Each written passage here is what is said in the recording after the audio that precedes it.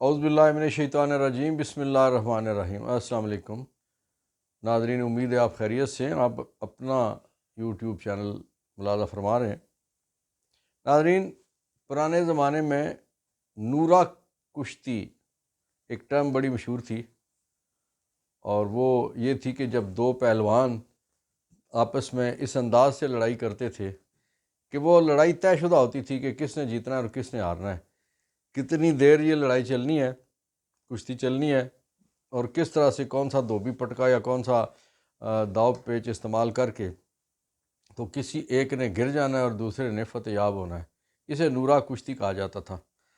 اب پاکستان میں نورہ کشتی کا نیا ورژن آ گیا، چھچھورا کشتی۔ یہ چھچھورا کشتی اس وقت کس کے درمیان جاری ہے؟ میں آپ کے سامنے کچھ چیزیں رکھوں گا، آپ خود فیصلہ کر لیجئے گا کہ اس وقت چھچھورا کشتی کس کے درمیان جاری ہے۔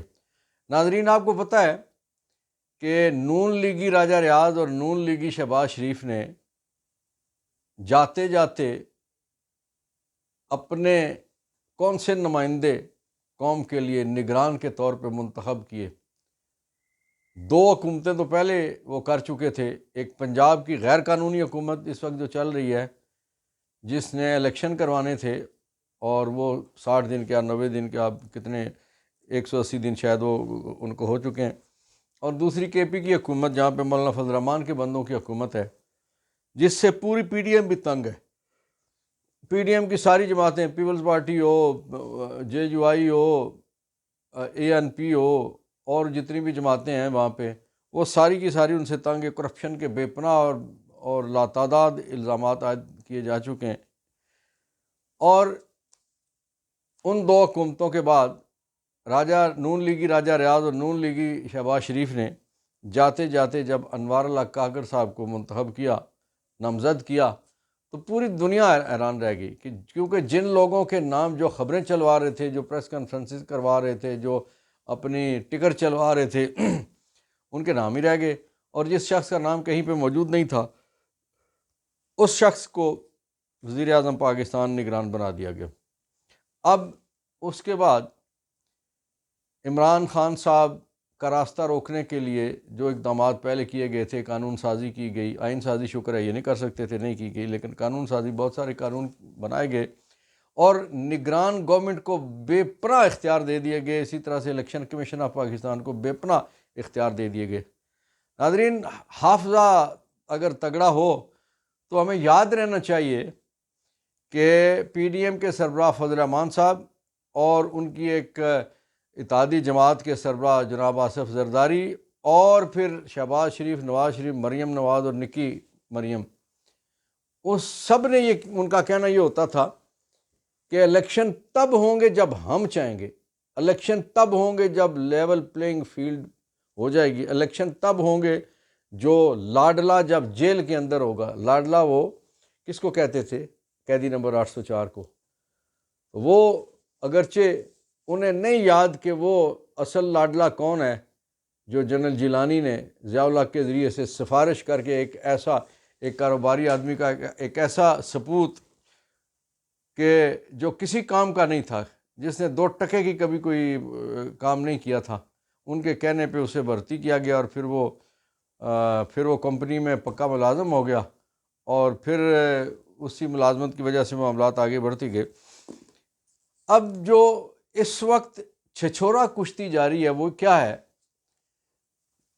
ووٹ کو عزت دو، مجھے کیوں نکالا سے شروع ہوا جو معاملہ، اس کے بعد ووٹ کو عزت دو، پھر نوٹ کو عزت دو، پھر بوٹ کو عزت دو، پھر بوٹ پالش ہونا شروع ہوئے، اور اس کے بعد پھر شہباز شریف صاحب نے انتہا کر دی، اور پھر اپنے 16 ماہ مکمل ہوتے ہوئے وہ یہ کہہ کے بڑے فخر سے گئے کہ میں گزشتہ 30 سالوں سے اسٹیبلشمنٹ کی آنکھ کا تارا ہوں۔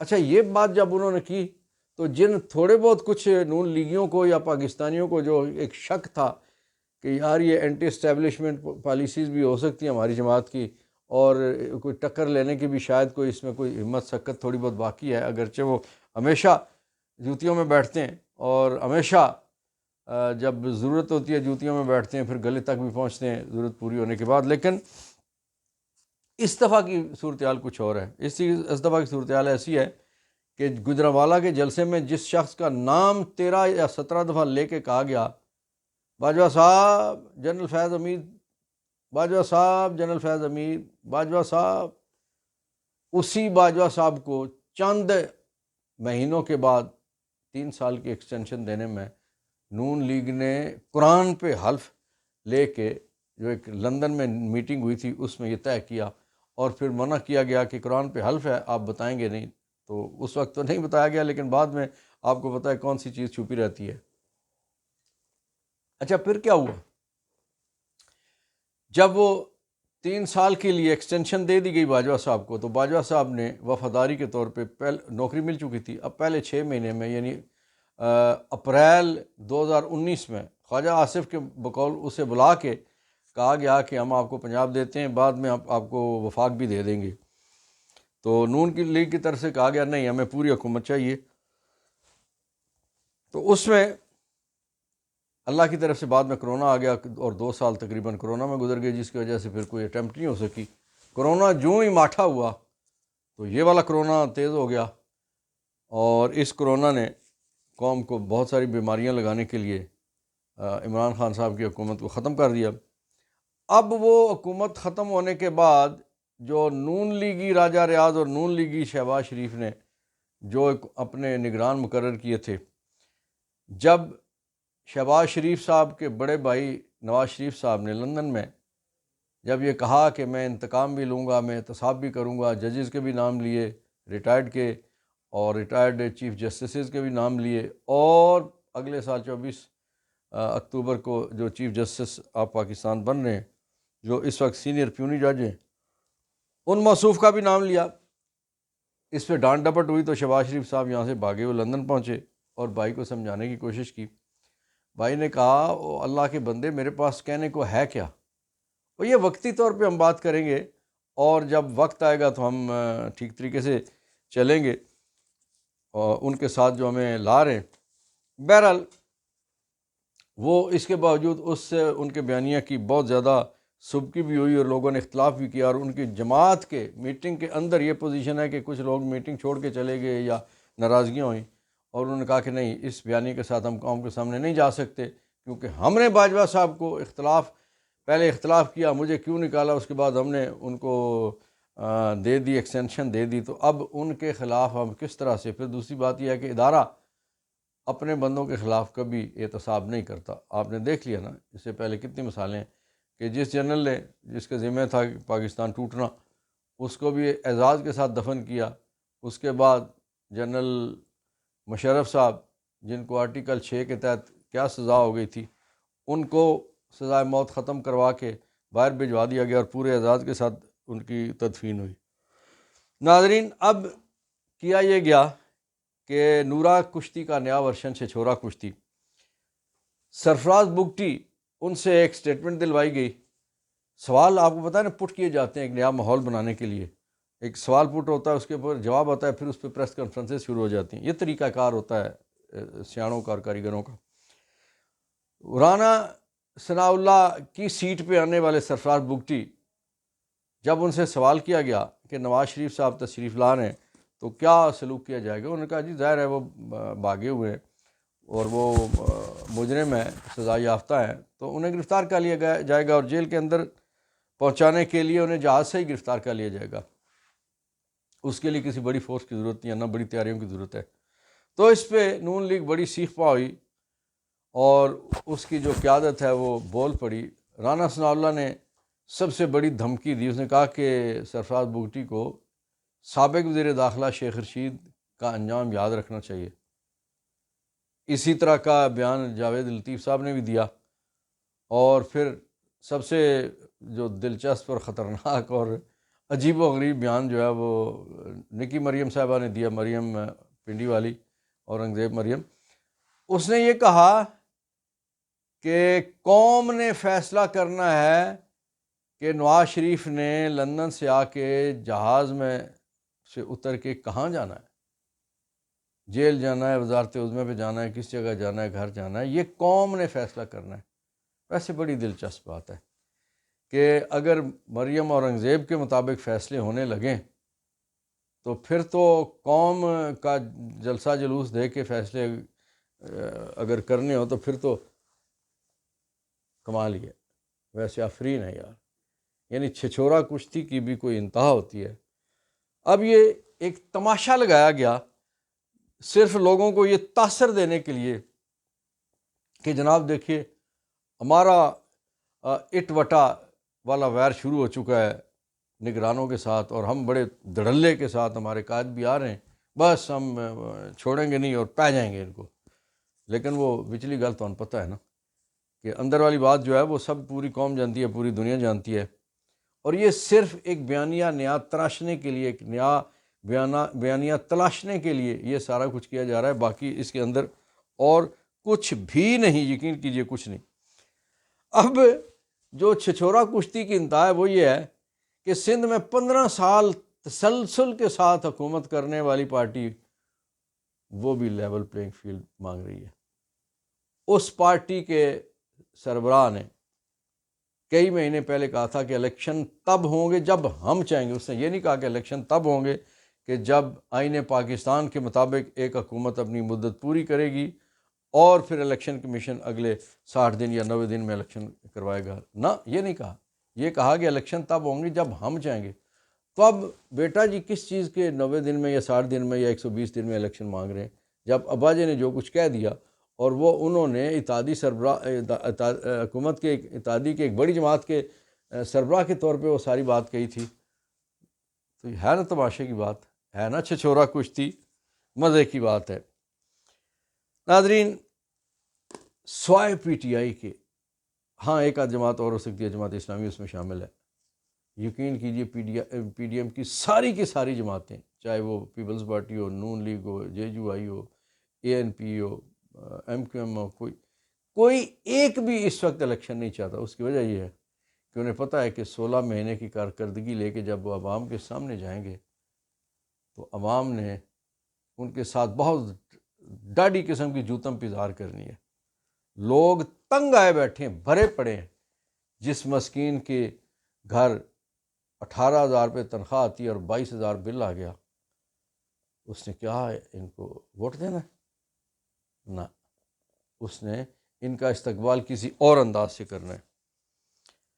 ناظرین، اڈیالہ جیل میں chairman P T I Imran Khan کی منتقلی، یہ کسی بظاہر یہ ایک عدالتی فیصلہ ہے، لیکن حضور منتقلی تو جس دن گرفتاری ہوئی تھی اسی دن غلط اور ناجائز منتقلی تھی.